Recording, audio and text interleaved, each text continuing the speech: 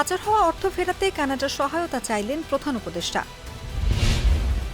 মূল্যস্ফীতি নিয়ন্ত্রণে আনতে ২-৩ মাস অপেক্ষা করতে হবে বলেছেন অর্থ উপদেষ্টা। তালিকায় যুক্ত হচ্ছে ৫০ লাখ নতুন ভোটার, জানিয়েছেন ইসি সচিব। ভিসা জটিলতায় দেশি কোম্পানিগুলোর গালফ ফুড ফেয়ারে যাওয়া অনিশ্চিত। শেষ মুহূর্তে শর্ত সাপেক্ষে ইস্তেমার অনুমতি পেলেন সাতপন্থীরা। ঢাকা থেকে নিখোঁজ সুবার নওগাঁয় উদ্ধার, তরুণ আটক। বুয়েটে ৮ শিক্ষার্থী আজীবন বহিষ্কার, ৫২ জনকে বিভিন্ন মেয়াদে শাস্তি।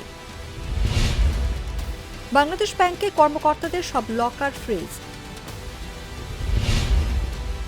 বিয়েতে কনের বয়স ১৬, বরের ১৮ করার দাবি।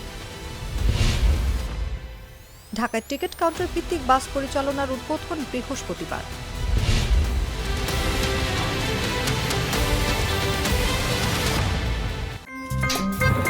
আমার একটা স্মার্ট সিদ্ধান্তে 25% গ্যাসের খরচ কমেছে। ভাবছেন কিভাবে?